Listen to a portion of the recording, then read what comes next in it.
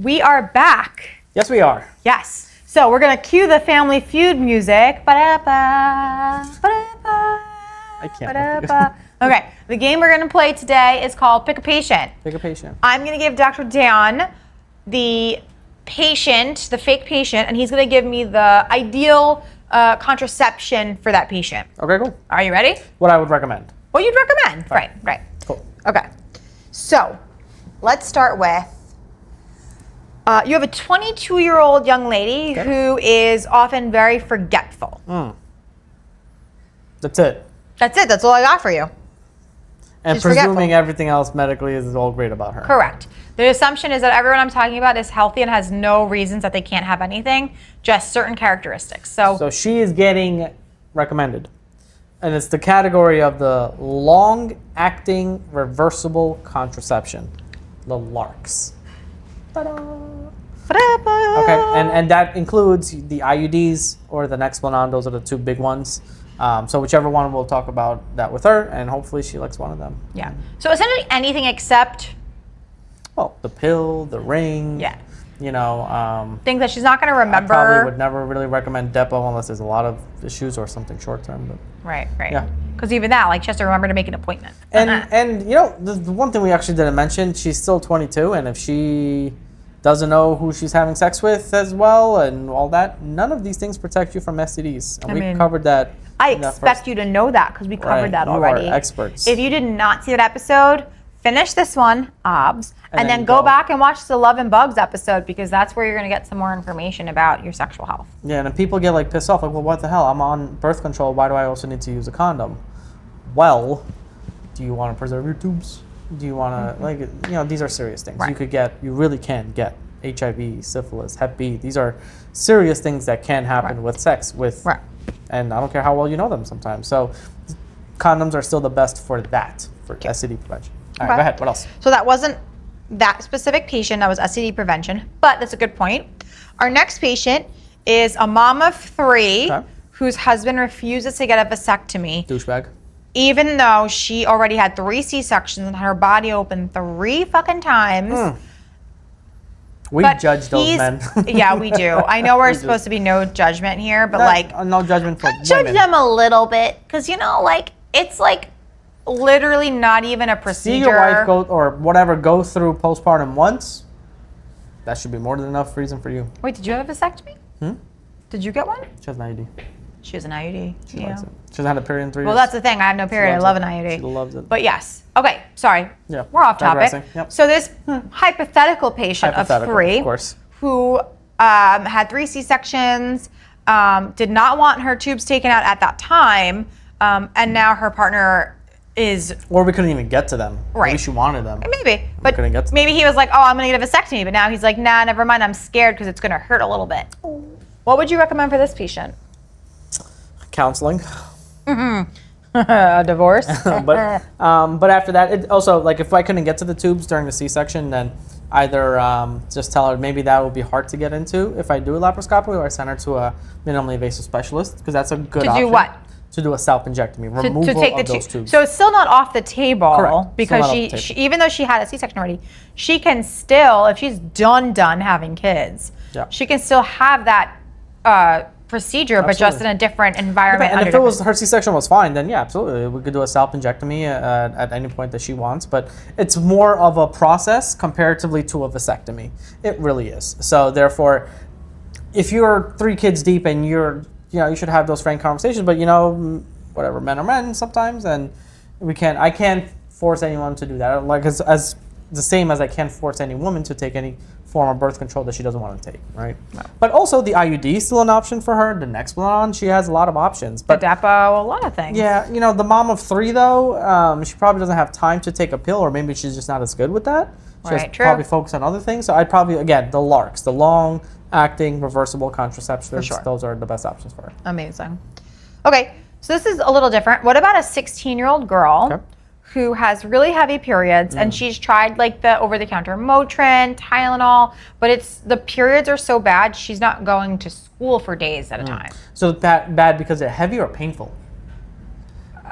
Both. Okay, so let's say heavy, especially if they that's how they started when you started getting your periods, you should have a workup with your OBGYN, or it's your pediatric gynecologist, or it's your hematologist, because you might have a bleeding disorder. You know, that's something that people don't think about, you know, especially if they have like heavy bleeding whenever they get gum disease or like mouth dental work, stuff like that. So these are still things for pediatric patients to think about. But let's say all of that's normal, right? Just heavy periods. So a lot of the times, especially if they're not sexually active, or they're just like squeamish with everything down below, then the pill is a great option in those settings. It definitely does help with what's called dysmenorrhea, which is painful periods, and then heavy periods as well, because it does control your cycles. And you know, sometimes, and I've learned this from my partners, there's different types of IUDs, like I said. The progesterone one has also different types, the high doses and the low doses. And the low dose IUD is actually a lot smaller. So Oh, this is our friend, the Kylina, right? And there's also the Skyla. Oh, and Skyla. Skyla. Very cute names, very trendy. Correct. But also very small, like meaning made for patients that may not have had babies before, Right. like these young ladies. It's just because also like something bigger in there can cause a lot more cramping and pain. So even though they can cause more regular bleeding and spotting, that's lower doses that can happen. Right. But it might be something long acting that would benefit them, but it makes your bleeding lighter. So unlike the copper IUD, which makes your bleeding heavier and more painful on average, most likely, the progesterone ones make them lighter and less painful technically. Right. So it's a good fix for that. Okay. And it's birth control. All right. So for someone that's terrified of hormones because they have a medical history, or just because like they've heard so many rumors, and even though they watched our podcast, they don't give a shit. Right. They don't believe us. You don't have to. But they're like, I want something, but I don't want hormones. What you got? Yeah, and I get that a lot. And I think, listen, to each their own. I am here to take care of everybody, right? So if they don't want hormones, I'll give you the options without hormones, right? There's the planning the calendar and hoping and praying for the best kind of a thing. Right. There is the pull-out method, which you're trusting someone else. Right. First of all, a pull-out method is so stupid because I can't. Like me even talking about this, I want to like throw my drink. Like you're trusting this guy to know when he's about to ejaculate. Don't trust That alone is like, ma'am, Playing with fire. you are just silly. Playing- Unless you want to feel that ring of fire, you need to stop playing with fire. Oh, Ooh. But also, I like that. just because he did not finish inside you doesn't mean you can't get pregnant. Hello, there's fluid that lubricates the penis when you guys are having intercourse that does have sperm in it, even though it's not the same volume, but it only takes One little fucker. one little shit to get to your eggs, and then you are Seeing me for a confirmation visit at 8 yeah, weeks. you're getting an ultrasound to see if you have a fetus If in you want there. that, of course. If you want that, of course. You, But you know, that's the pull-out method, right? So, and then we talked about calendar and tracking. Spermicide is another thing. That's something that you do right before intercourse. yeah, it's weird. Yeah, but whatever. It's an option. Definitely talk to your provider. It's an option, but it's not super successful. It's usually used in conjunction with something else. Right. So if your male partner doesn't want to wear a condom, it's often like if you have a female condom, or you have like a diaphragm, which is like an old school like plastic cap you put on your cervix. And then you like shoot this like jelly into your vagina, and it was spermicide, and it just made your vagina like the pH off, so that the sperm would kind of like Don't swim. die. But again, that's not. Yeah, it's not a super common effective. one, and it's also not very common. I know like maybe one person that swears by it, and she's used to it, so great. Like, God use bless. it, and Do it's- you? It's nothing. You also have to know when you're gonna do if it, but right? if you also don't like- carry that vial of friggin' spermicide with you everywhere, like, ooh, But they don't want hormones, right? So if they say like, Okay. I don't want this, and this is, I'm like, okay, great, then this is that option. I don't actually know what is in the spermicide. Like, what is the? I don't know. We don't know. It's so Well, I'm infrequent. sure it's written somewhere, but Well, I'm not gonna go find it because I'm not using that. And then the other one that's a little bit more long term is that copper IUD. That technically has no hormones. That could stay in for 10 to 12 years now. So that's technically an option for the great option. non-hormonal side of things. And especially for patients like, We're getting into that actually. yeah, or even both IUDs that are longer approved now. Like, you can just bridge them bad boys into menopause. That's my plan. And sometimes we use them in menopause. Because if you give someone estrogen, they need progesterone. Yeah, they need to be balanced. So therefore But that is something that we will tackle in a very different episode. Yep. And then the last patient, pick your patient, a breastfeeding mommy. Okay. So let's actually hit postpartum, like in general, right? Like postpartum. Okay. So as soon as you leave the hospital, we have higher risk patients who are at risk of getting pregnant early on, let's just say. We are not allowed to give anything with estrogen, and let's just say 4 to 5 weeks after you deliver. Because the estrogen puts you at a higher risk of blood clots. And so does pregnancy. And postpartum. So therefore, those two together, actually, there's been shown to be a significant risk. And I'm going to post this also on the video. You'll see this kind of everywhere right now. There's a whole table of conditions and the level of safety that we can give these certain types of birth controls for. And we reference this table all the time just to see what condition you have and whether or not this is something approved. And you'll see on postpartum, that's something not. And then, but let's say you come in for the 6-week postpartum visit and, God bless, you feel amazing, right? You want to get it on. Right. But then you're like, I don't want to have a baby though. Because you're still in the trauma of the newborn phase. Right. You're not sleep, whatever, right? So what option do you have? So if you want to continue breastfeeding, then you don't do anything with estrogen. Because estrogen can kill your milk supply. So if you want to keep that up, anything with estrogen is out the window. So therefore, what you're left with is progesterone-only pills, okay, and also the IUDs and Nexplanon. So those are still great options. They won't affect your milk supply. They don't get transferred through the breast milk, and you won't get pregnant. Mm-hmm. Cool. All right, so those are our pick your patients. And now, ladies and gentlemen, we're going to pivot right into the Mythbusters, which I feel like we touched on a lot of these, but I think it is important for us to get some of these big ones out of the way. All right. Dr. Dan, are you ready? Yeah, let's go. So the first patient comes to you and they said, all right, I didn't take my pill for a week, but I did double up on it. So I should be safe from pregnancy, right? When did you have sex? No, you're definitely not at this point. 5 days is a lot, a week is a lot, so you're not safe, so definitely use backup contraception. And if you did have sex without a condom and the deed definitely happened or whatever, we'll be looking for a pregnancy test. Good times. And you're also, after 5 days, out of that emergency contraception video, which we'll get into that window, but we'll do a video about that. We're going to do a video about it, but the man is right, yes. But yeah, so not so safe. Okay. Kind of in that same vein, I took Plan B 4 days ago. I'm sorry, 4 days later. Am I still covered? Actually, you know what? That's a great question that we're going to cover in a different conversation. Yeah, we'll do emergency contraception and abortion stuff in a whole other category. Yeah. Definitely a lot of detail to go into. So that is a great question, and thank you for that. But we're actually going to tackle that a little bit later. Yeah. Okay. All right. Another person asked, my friend said you need to take a break from birth control so your body can reset and have a period. For what?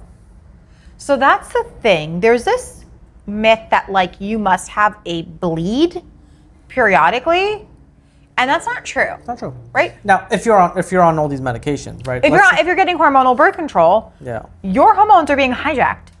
We are telling your body you're pregnant for all intents and purposes, so you don't ovulate and release an egg and get pregnant, right? So if we're telling your body you're pregnant, you don't get a period when you're pregnant. And also sometimes the pill that we give, there's different level of hormone of the estrogen per se. And sometimes in a lower dose of the estrogen, you also don't get a period because that's not enough estrogen to build up that fluff inside the uterus. And that's okay. Yeah. It's fine. It's not a big deal. The point is you're not ovulating and you're not getting pregnant. Right. And a lot of people love the fact that they're not bleeding or even in some situations hemorrhaging. That's what they're on it for. Amazing. Yeah. The truth is your body is not a clock. And so you don't need to reset it.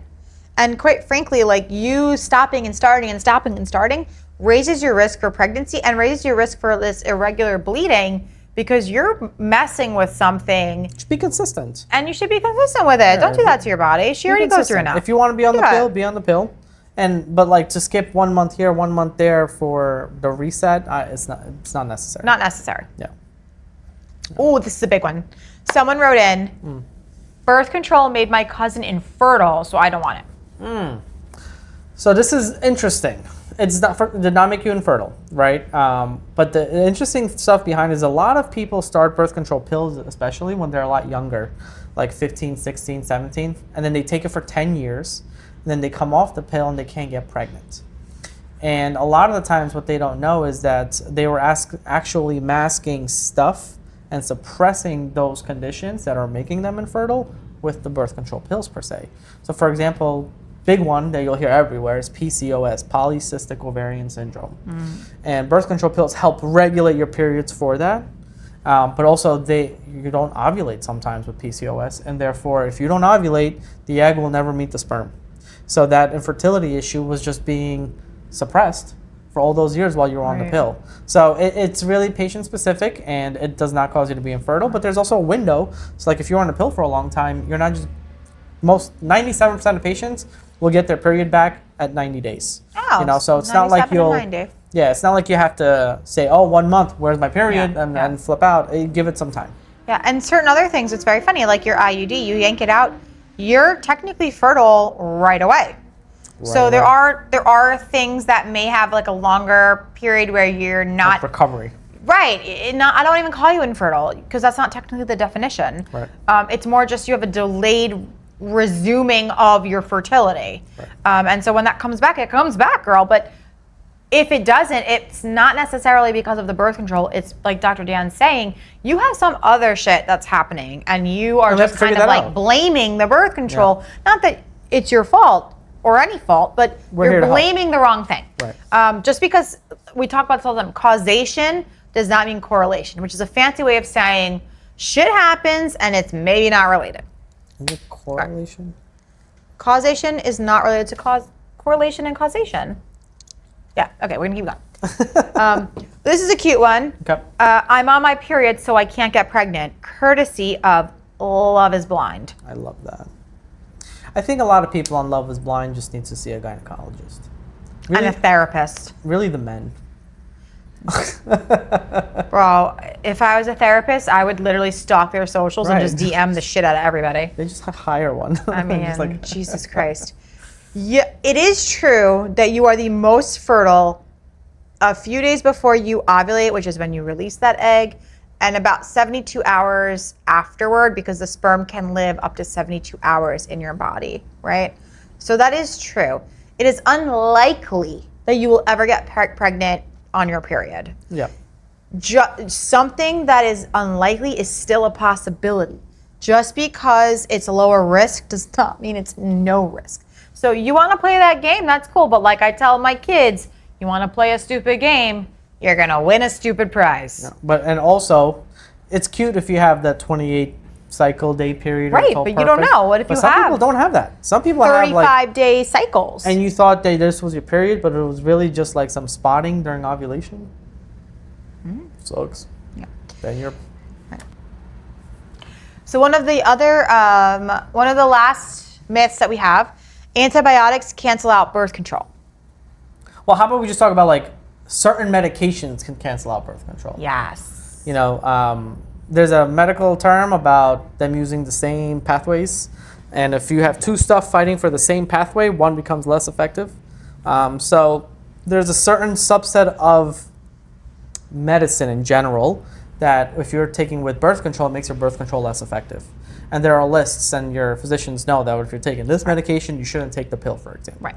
So it depends on which antibiotic, it depends on which weight loss medication, things like that. So if you're going to get a birth control pill, you should tell your physician what medication you're taking or planning on taking, because I might not see you for a whole year. Or let's say you go to urgent care because you're sick and they're going to give you an antibiotic for your bacterial infection, not a goddamn cold, people. Stop doing that. That's not necessarily going to mess with your birth control. This is a myth that was believed for a long time, but ask that provider, hey, I'm taking XYZ, they should already know that, but tell them, and they can quickly use on their phone and check an app. Or message your gynecologist. I mean, or that too, but like you can write when that person's in your face. The next day, not 3 a.m. No, not 3 a.m. Please. But just check. The answer really is nowadays we know very few things will actually cancel out your birth control. But there are better safe than sorry. Absolutely. Right? You don't want to be crying at 3 a.m. with a baby. Just cry by yourself, like I do. All right, what else do we got here? The last one, and this one I actually really believed, so I'm curious to hear your answer, but do birth control pills increase your weight and decrease your libido? So the medical answer based on data is no. So birth control pills do not affect your libido, and birth control pills do not cause you to have weight gain. And then, are there other forms? Yes, that have a risk of weight gain, but the birth control pill actually does not. Now, I'm going to be very honest. I have patients in the office who have started something and they swear it's that and they stop it and it all gets better. I'm like, listen, this is how it affected you. Right. You know, this is data on statistically significance, meaning that it doesn't mean that everyone doesn't have weight gain, but statistically significant, like 99.9 don't have weight gain. So, you know, it could always be that one person that it affected in that certain way. So. And the libido also same thing? Same thing. The data shows that it actually does not. And there's just too many confounding factors for them to say that this was a birth control. Right. But they do research into this for sure. Yeah. Okay. So stop blaming the birth control people. Or just find out what works for you. Or that. That too. Yep. All right. Well, this has been a really exciting episode. I learned a lot, honestly. Thank you so much for that. And I think we've covered it all. So pretty much like the take home is there's a million flavors of ice cream out there for you. And condoms. And I didn't know that. And if you are ready to prevent pregnancy, you should talk to your doctor, PA, NP, midwife, whomever. Get that information, get it specific for you, but also come prepared with this knowledge so that you can make a really informed decision. Also, don't have a baby if you're not ready. Also, don't play with fire. You will get burned. Anything else you want to add? I feel like I ended up really dangerous. Like, no, ma'am. Like threatening. No, ma'am. Listen, she said. Listen.